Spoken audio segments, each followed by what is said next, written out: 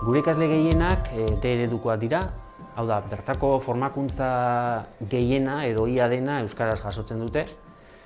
Eta, guk Euskara Planetik ikusten genuena zen hemen jasotako euskarazko formakuntza horrek behin enpresa munduan sartutakoan, lan munduan sartutakoan, askotan ez zuela jarraipenik hizkuntza aldetik. Orduan, ikusten genuen benetan beharrezkoa zela lan praktikaldia euskaraz egiteko aukera hori bultzatzea, ikasleen artean.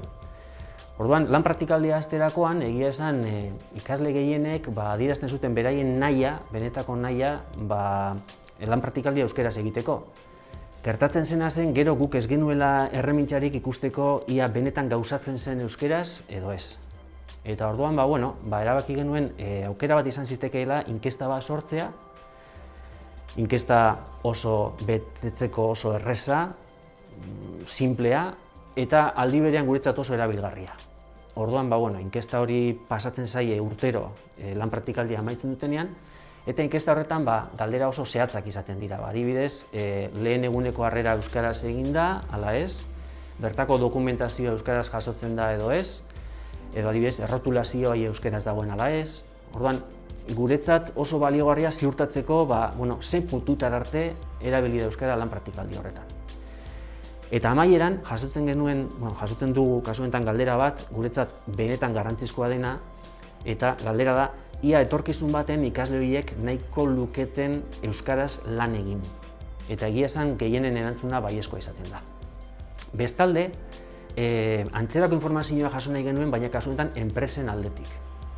Orduan, pentsatu genuen, ideia nahi izan zitekeela proiektua sortzea, kasu honetan, praktikak euskaraz izeneko proiektua sortu genuen.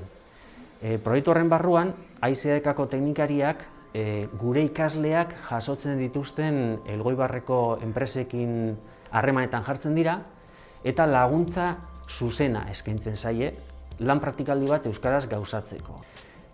Urte amaieran, AICAek aholkularitzak txosten bat osatzen du, eta txosten horretan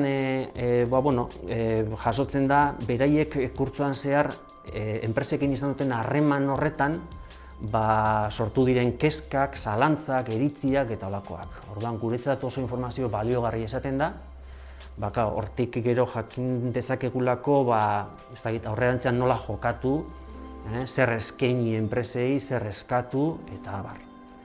Eta nik uste dut oso garrantzitsua dela aurrera egitea, itzelezko erronka da, baina IMH-ek argi dauka lan mundua eta enpresa mundua euskaratzen jarraitu behar dugula.